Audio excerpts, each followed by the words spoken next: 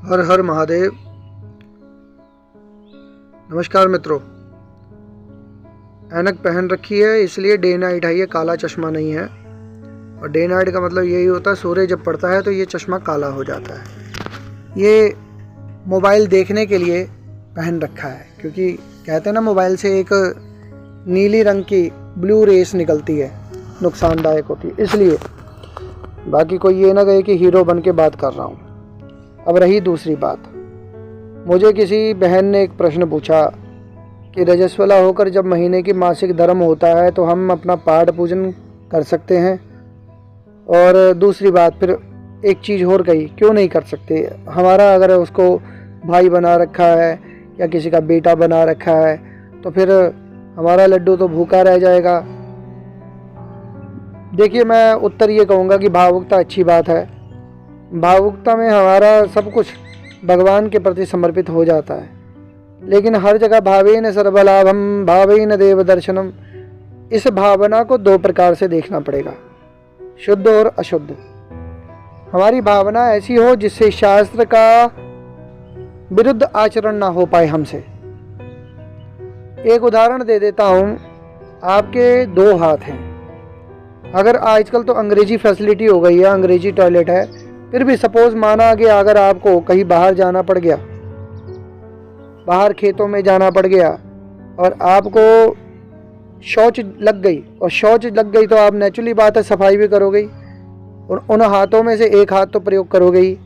जब आपके हाथ अपवित्र हो जाएंगे, अब देखो आपको कोई रोक तो रहा नहीं है कि आप अपने हाथ धो, तो बिना हाथ धोए आपको कोई नहीं रोक रहा, लेकिन आपने अपने लिए बिना हाथ धोए खाना खा लोगे, खाना बना लोगे?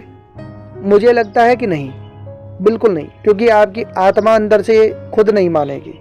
वैसे ही परमात्मा के लिए, भगवान के लिए, अगर हम उनको भगवान लड्डू गोपाल मानते, कुछ भी मानते हैं, नवदा भक्ति है, नवदा भक्ति में दास भाव भी होता है, सख्य भाव भी होता है, लेकिन अगर हम उनको मानते हैं तो फिर भी पहले वो परमात्मा है, फिर वो हमारे रिश्ते में हमने उनको जो बनाना था बना लिया।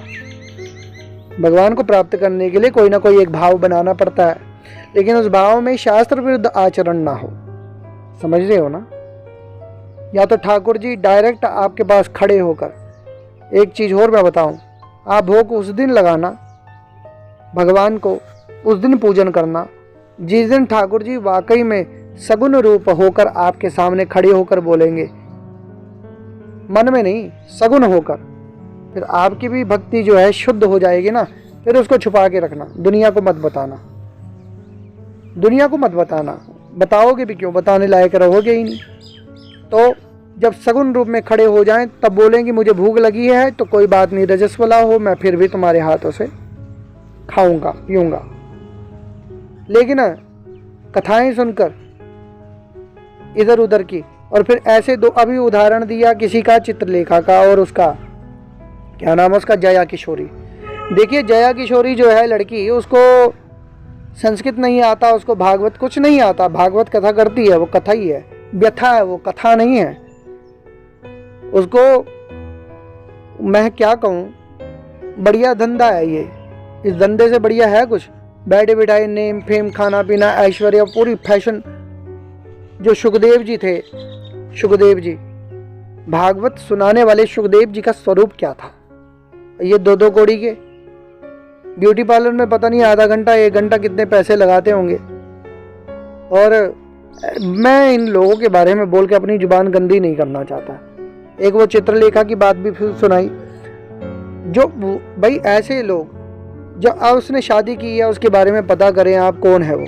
दूसरा, उसके ना सिंदूर है, ना उसके मांग है, ना उसके बिंदी है, कुछ भी सुहागन का कोई उसके शरीर में कोई सूचक है?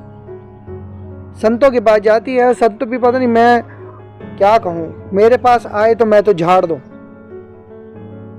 अब कोई मुझे बोले कि तू है ही क्या, मेरी बात छोड़ दी, पर मैं एक उदाहरण दे रहा हूँ कि अगर मेरे पास आए ऐसे लोग तो मैं तो मुंह पे झाड़ दूँ।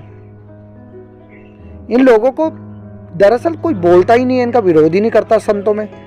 संत लोगों के पास जाते हैं और उनको कौन समझाए? संत तो होते हैं, ठीक है, उनको भाई उनको प्रणाम है दूर से, लेकिन हमारे विचारों से तो हम विरोध करते हैं। आज हमारे मंदिरों को अपवित्र करने की कोशिश की जा रही है। औरतों को भी कोई ध्यान थोड़ी है।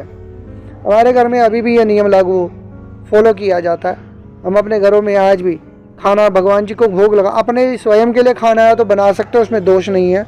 लेकिन अगर भगवान का मामला आता है उस वक्त आपको मर्यादा रखनी पड़ेगी रजस्वला में। उस वक्त आपको ठाकुर जी के लिए तो कम से कम कोई भी भोग, कोई भी सेवा उन हाथों से ना लेनी है ना करवानी है। देखिए, भगवान की कृपा चाहते हैं तो शास्त्र के अनुकरण करें। शास्त्रों के हिसाब से ही जो चले और जो कहे उसको मानना चाहिए। आजकल तो बहुत सारे आप कथा बाप कथा यही चलती है, बस कथा से कोई मतलब थोड़ी है। इन लोगों का वही है। ये मैं दरअसल बहुत रह चुका हूँ, ऐसे बहुत घुमक्कड़ रहा हूँ मैं अपने समय में, और बहुत साधु संतों के साथ रहा हूँ, और बहुत मैंने डीपली इन लोगों को देखा है, समझा है कौन असली है कौन नकली है। तो बस अपने अनुभव के आधार पे बोल रहा हूँ। ये लोग पाखंडी हैं, ये भजन भी करते हैं, कीर्तन भी करते हैं, लेकिन इनका ये दोहरा रवैया है, इनका दोहरा आप नहीं जानते।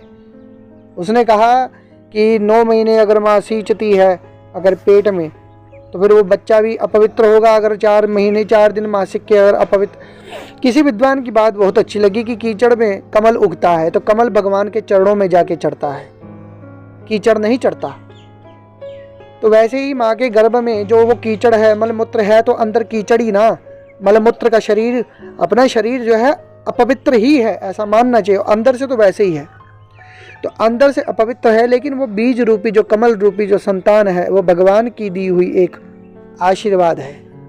उसको, उस बीज को, वो फूल जो है वो अगर आप उसको भगवत भजन कीर्तन मंत्र इत्यादि के द्वारा आप उसको सींचते हो तो वो संसार में आगे पवित्र ही रहेगा, और पवित्र ही होता है संतान किसी भी माँ बाप के लिए।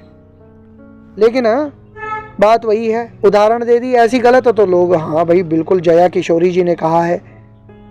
ये सिर्फ धंधे वाले लोग हैं, इनको कहीं भी किसी प्रकार का कुछ ज्ञान नहीं है, धर्मशास्त्रों का इनको ज्ञान नहीं है। मंच पे बैठने के कारण से हम इनको ये नहीं कह देंगे कि बहुत उच्च कोटि के शख्सियत हैं। गलती यही है ना, कला का युग है, कलयुग है। जो टीवी पे आता है वो बहुत बड़ा संत होता है। मेरा इनसे कोई विरोध नहीं था, लेकिन मुझे किसी ने पूछा और उनका नाम दे के पूछ दिया, तो मैंने फिर कहा कि चलो उत्तर दे दूं। इन लोगों को ना सुने, शास्त्रों का अनुसरण करें, अनुकरण करें, और अपना पाठ पूजन मानसिक रूप से करें। इसलिए मानसिक रूप से मानसिक पूजन बनी है। जिसकी मानसिक पूजन सिद्ध हो जाती है तो बड़ी अच्छी अच्छी कथाएं सुनने को मिलती हैं कि मन में यहाँ भगवान को दही चढ़ाया और वो ध्यान में थे, किसी ने उनको उठाया और एकदम दही उफन के बाहर आ गया। तो फिर वो चमत्कार कि भाई ये कैसे हुआ, तो मानसिक पूजन का फल।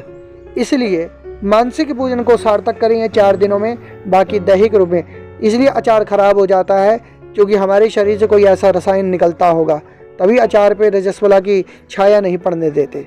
बस इतनी सी बात कहूँगा। हर हर महादेव।